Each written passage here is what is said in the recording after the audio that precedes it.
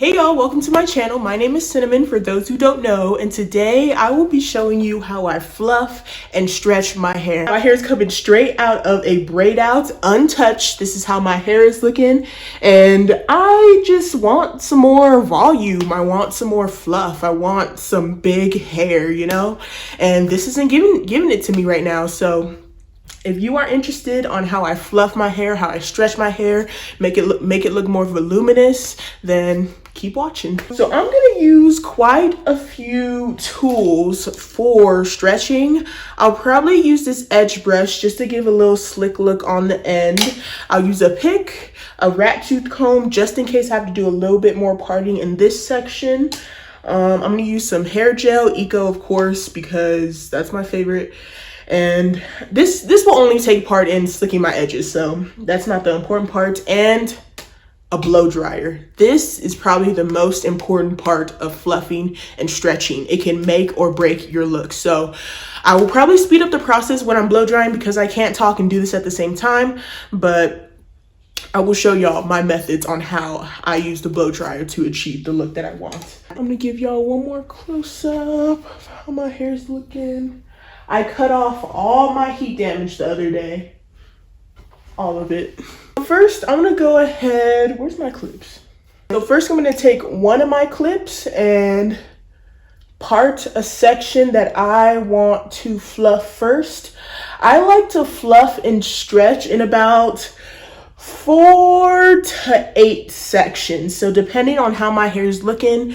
Right now my hair is looking pretty elongated even though I didn't do anything to it, so the bigger sections the better to help get the bigger hair, if you know what I mean. Go ahead and take this section. One tip that I do recommend is to not put oil on your hair at this point of your styling. I do not recommend that because then you're putting heat onto your hair and you're basically frying your hair. At the end of the day, it is still an oil. If you put heat to it, it's gonna heat up and fry your hair. So I do not recommend putting oil on this part of your styling. I recommend putting oil on the very last step of your styling, like it's basically in that style already. You're just adding a little sheen to it or something. Now, when blow drying your hair, you want to make sure that your ends aren't getting any type of heat. You still want to keep some of those defined parts, and one of those most important parts are your ends. So I'm going to cover my ends so that no heat gets on them. I'm going to take my blow dryer. I'm going to put it on. This blow dryer kind of sucks. It has high or low, hot or warm. It doesn't have a code setting except for this blue button here, and you have to continuously hold it to get the code setting, and I don't like that. So I'm just gonna put it on warm. I'm gonna put it on low heat, and I'm gonna use the tension method for this look. The tension method is basically you're gonna stretch your hair yourself like this. You're gonna put most of the heat on the roots. And then for some of that time you're blow drying the roots, you're gonna sometimes go down the shaft. Mainly the roots, sometimes the shaft. So let me go ahead and show y'all.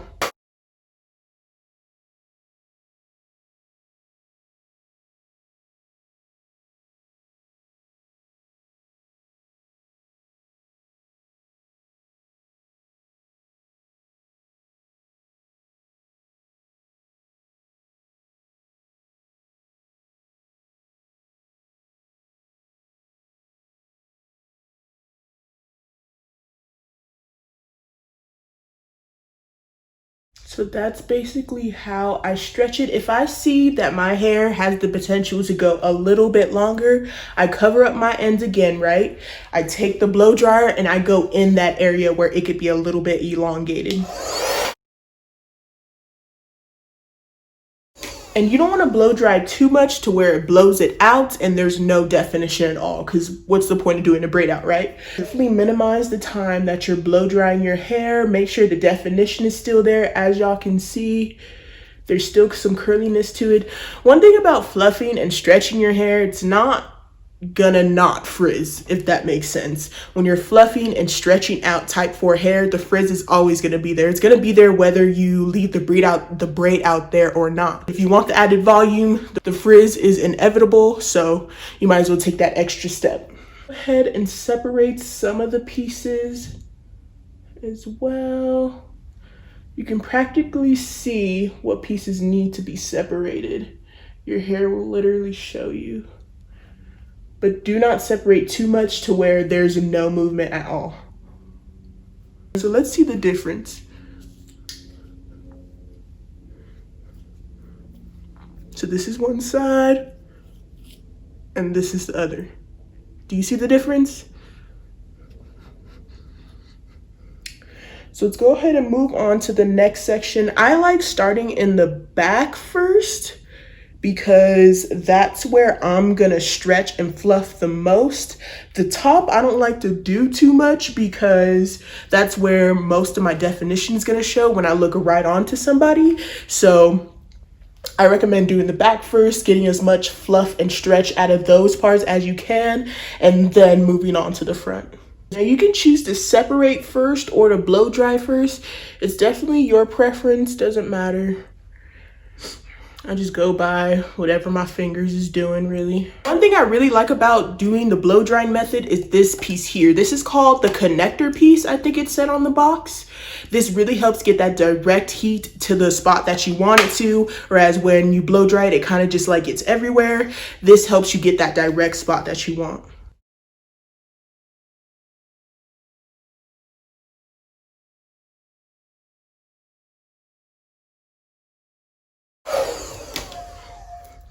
You kind of want to make sure the parts are even too, evenly stretched so you can get a good balance.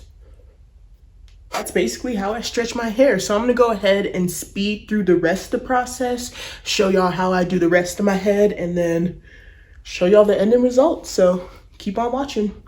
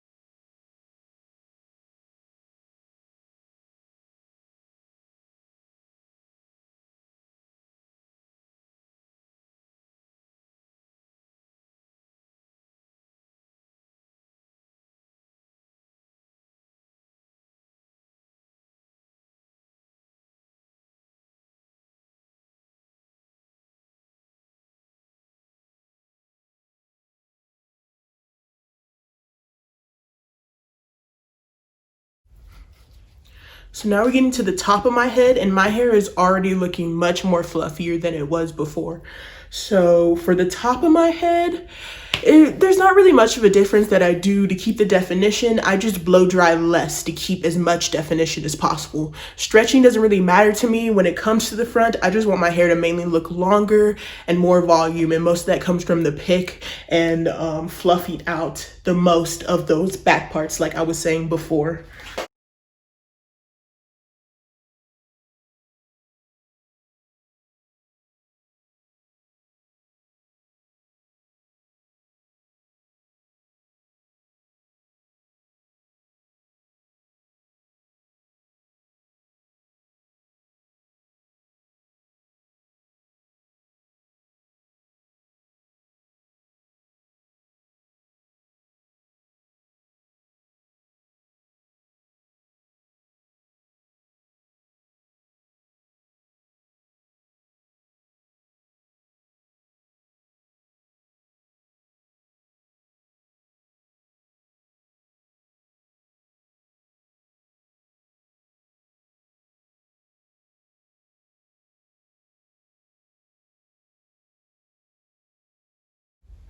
If you're detangling properly, there shouldn't be many snags when separating.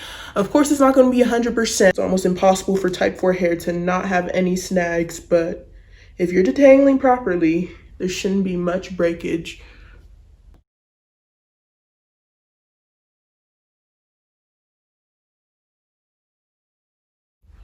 I'm just gonna look through my hair, see if any more parts can be separated.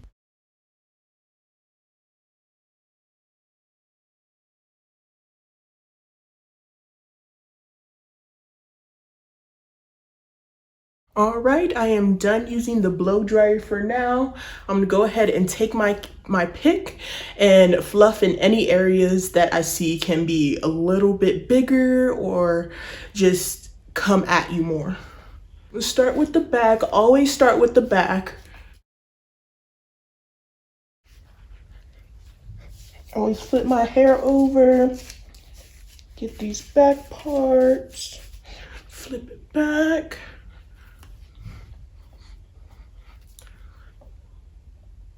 I like to fluff right under the bang here, just a little bit. You know what I noticed? We call it fluffing, but in the Caucasian world, don't they call it teasing? Isn't that what this is called? I'm not sure.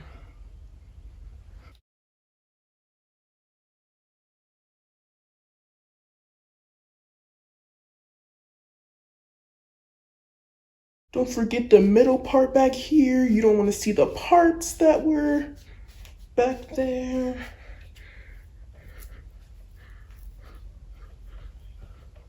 Oh. Okay. I always worry about how the back's looking because I never really know. So I'm gonna take a mirror and just look back there. I know y'all probably can't see, but I can. Yeah, it looks alright. If somebody complaining about the back side of your hair, they looking a little too hard, I'm just saying. This is basically it. This is how I fluff my hair. It doesn't take me long. I think some of the styles depends on how much your hair is gonna fluff. For me, braid outs fluff the most. Braid outs fluff the best for my hair. For some people, twist outs fluff the most for them, but for me, they don't at all. Nothing else fluffs my hair like a braid out. I don't know why. But for me, to get that voluminous, big hair, braid outs are the way to go for me. So I'm just gonna lay my edges a little. I ain't gonna do no roller coaster of baby edges on my, sorry, I was about to cuss. I ain't gonna do no roller coaster of baby hairs on my head, but we're just gonna make it look a little more slick, if you know what I mean. Y'all do not have to do roller coasters of baby edges anyway to look slick, put together. That's just my opinion. I've also heard that a lot of people do not fluff on the first day of your twist out, braid out, whatever out, because your hair is gonna fluff up anyways. So if you just wanted to wait a couple days, see how your hair looks after you did your braid out, see if that's the right amount of fluff, stretch, whatever you are looking for, then do that. Test it out. It's not gonna be perfect and big and fluffy overnight. You have to work at it. You can't just expect to get this tutorial and it's automatically gonna be there for you. I'm gonna put on some earrings. I got these from JCPenney, I think. JCPenney and or Target. Those are like the two places that I go. And there we go. That is the finished look for me. I will wear this out. I wear this to work. I wear it damn near anywhere. I do not take long to fluff. I want to say it took me like 10 to 15 minutes. Wasn't long at all. I'll show you what the back side is looking like.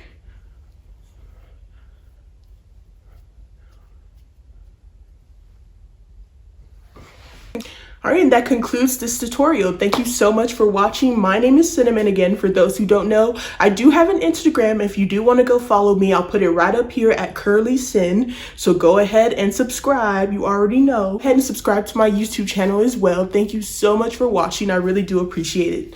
Peace.